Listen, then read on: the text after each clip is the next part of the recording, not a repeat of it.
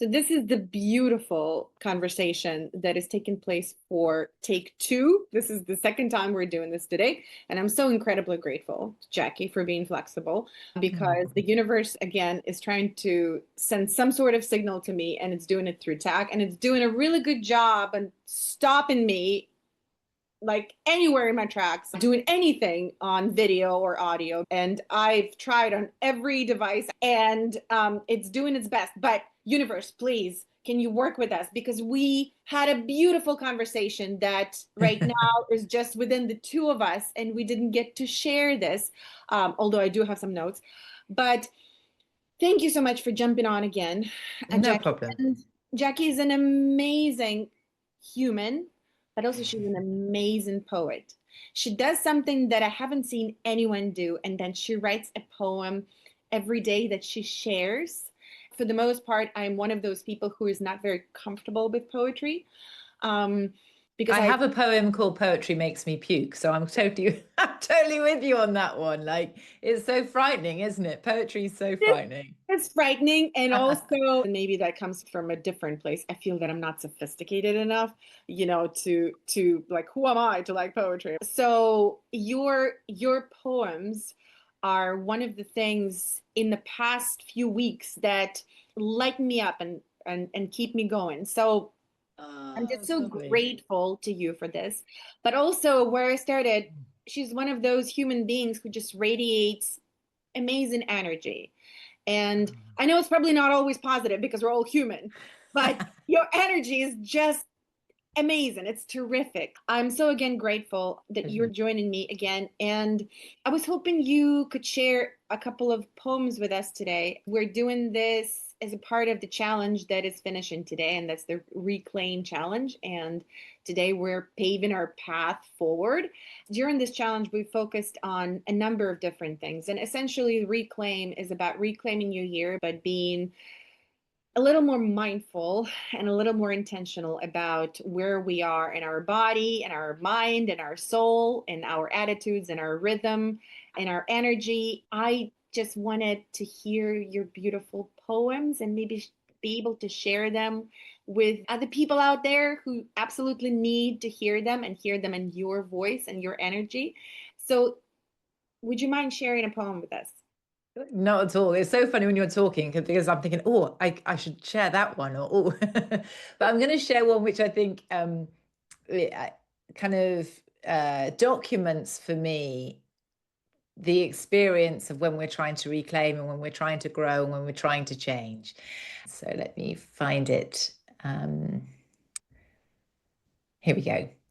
To the scared souls, the never dared souls, the lost souls, the double-crossed souls, the betrayed souls, the dismayed souls, the broken souls, the unspoken souls. You can be the brave souls, be everything you gave souls, be adventurous souls and generous souls, be scrape the mistakes off your soul souls. It's never too late to start. Never too late to start. That was beautiful. Yeah. I think it's just I think I've experienced being all of those souls. And without getting sort of too la-di-da, I do think that poetry does speak on a soul to soul level. There's something about the rhythm. It's like music, isn't it? It can be like music, that it kind of connects on that really deep level. It did make me think of another one, which I haven't shared with you before, which you might have read, but it did one where let me see if I can find it, which is about, how you were saying about the busyness. It was about what I must do today. I'm not sure if I can find it because do I have such a massive list of all of the poems. But I can't find that one. I might send it to you as a recording and you can do it as an extra little bonus when I found it. That sounds amazing. Can you talk a little bit about the poem?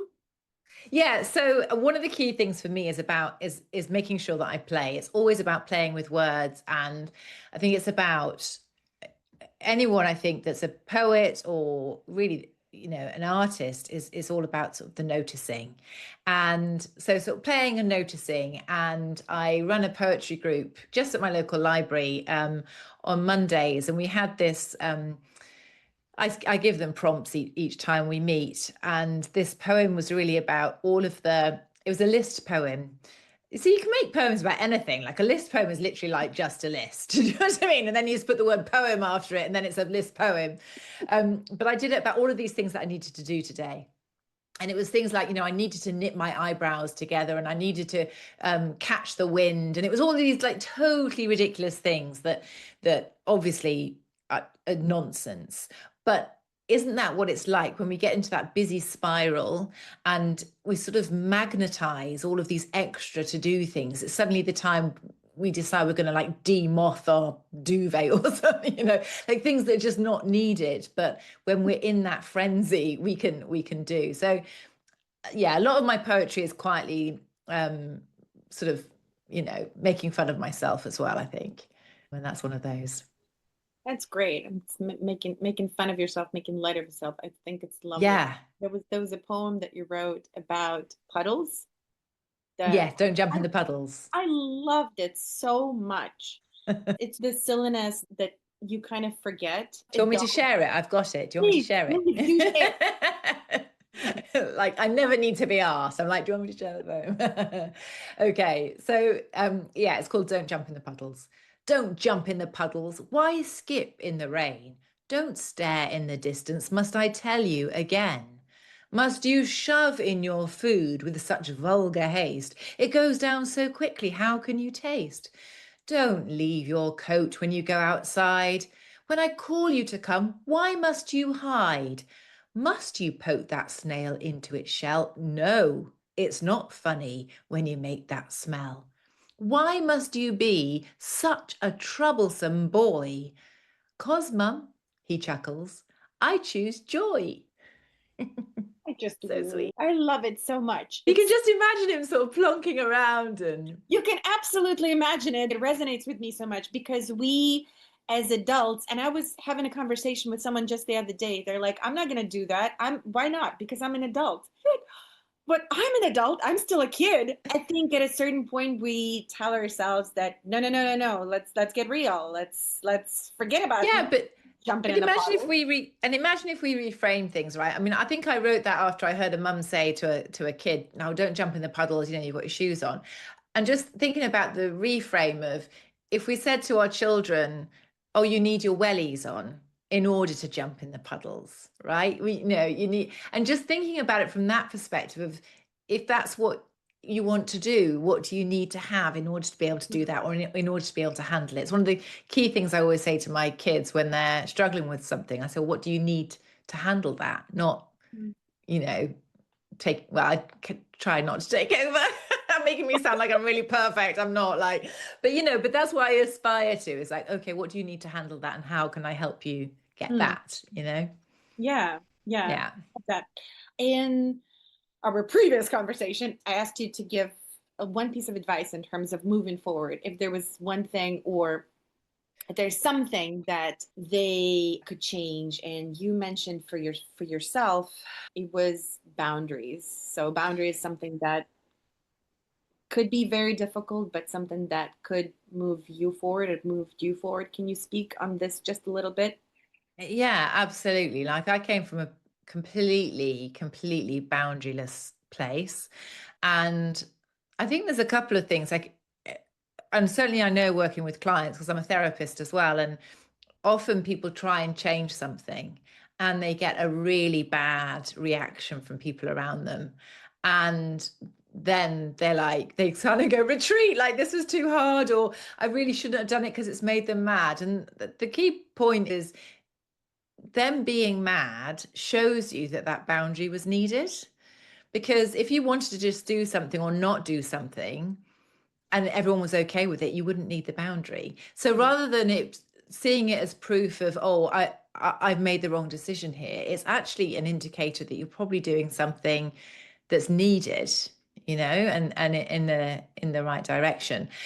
And in a previous conversation, you know, we talked about conformity and that struggle with, well, people are going to be mad, or I need to conform, and change is about not conforming. And then it comes down to a question of values and consequences. So if I make this change, what's the consequence of that? And how does that go towards or go against my values? And sometimes you can find that the consequence might be, you know, there might be tricky consequences with it, but it feels more aligned to your values. And so you're willing to take those consequences because it's such an important value to you. And other times you're not. Other times it's like, actually, I want to maintain that relationship much more than I want to, you know, pursue this thing or whatever. And it's so individual. It really is so individual. But you have to know yourself in order to be able to really make that clear decision, I think.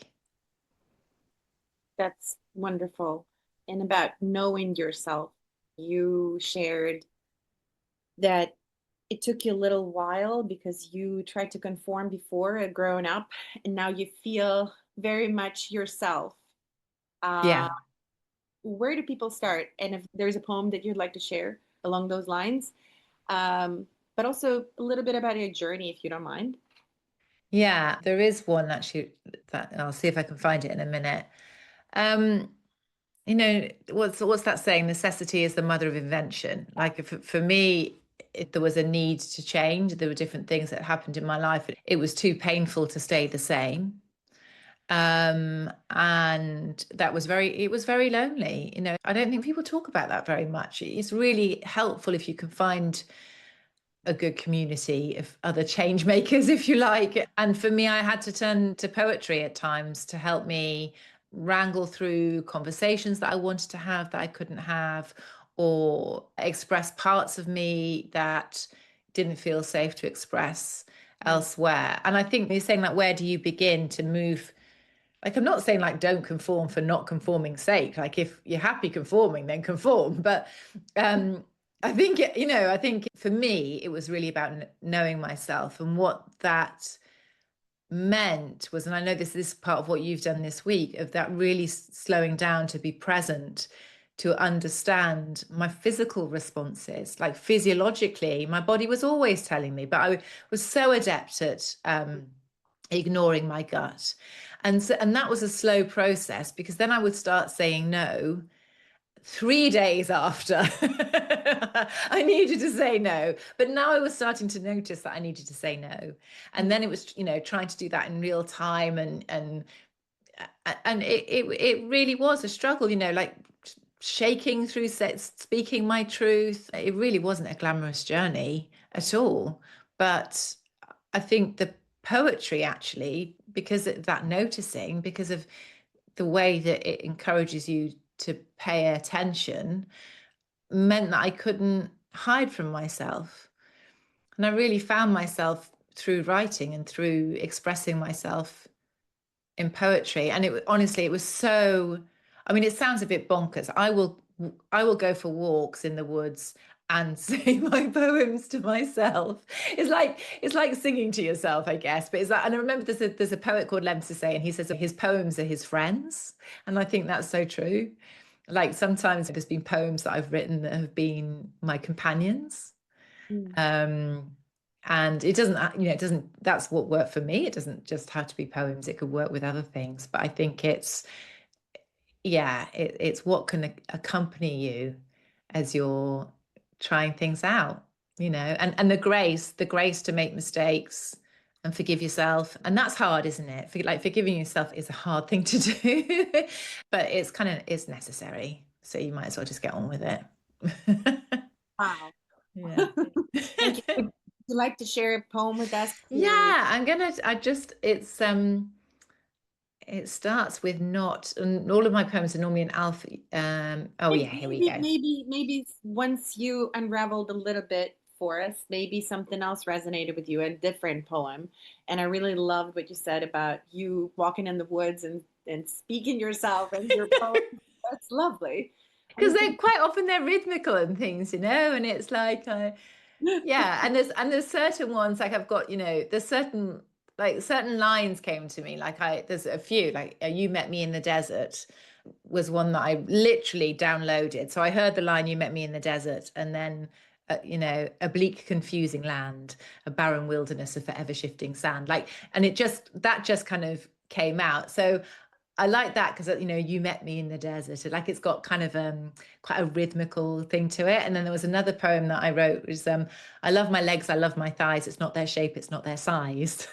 And I had those lines literally for about 18 months. And I'd be going around, "I love my legs, I love my," you know, like what else is going to come, you know, with that poem? So it's really fun. And honestly, I really do a lot of the time have heard poems and then it goes quiet for ages, and I just have to keep on showing up and kind of, you know, showing that I'm willing to transcribe anything that comes my way. And sometimes it does and sometimes it doesn't. But this one was about the word "just," really. So it's not never, just not yet. Not a waste of time, just a mistaken bet. Not why me, just why not. Not I'll give it my all, just it's all I've got. Not fitting in, just I belong. Not you're so right, just you're not wrong. Not absolute, just not sure. Because just gives us an open door. Beautiful. Yeah, it's And fun. it's a beautiful place to pause and reflect on the open doors. I love this last poem and I love the notion of open doors. I'm so grateful to you, Jacky, for sharing your energy and your wisdom and your time A pleasure. and your magic with us, because you have all this magic that we just heard about and that comes to you, I'm sure, at all points in the day, but in the woods as well. Yeah, it does. Literally in the shower, running the bath. I wrote "Yummy Mummy." I'd love to be a yummy mummy with effortless grace and poise, serene and pristine as I care for my young boys. I wrote that whilst I was running the bath for them, you know. Yeah, yeah, it's fun. Well, you're delightful. Thank you Ah, so much. And I hope absolute pleasure. we have many more of these conversations. And um, I'll put in the notes where people can find you, because they absolutely need to find you. You're fabulous and amazing and magical. Is there something that you're going to reclaim for yourself today? That's a good question. I mean, I just rest. The last 48 hours, I've reclaimed rest. I've really slowed down and taken lots of time to rest, gone back to doing, you know, meditations in the morning, breathing in the morning, and it's paying off. I feel good. So yeah, yeah, That's great. So thank you for sharing. I think pleasure. we could all use a little bit of rest. Let's listen to Jacky, and whatever you do, whatever you need to do to rest and open up your mind, um, do that. And thank you. Pleasure.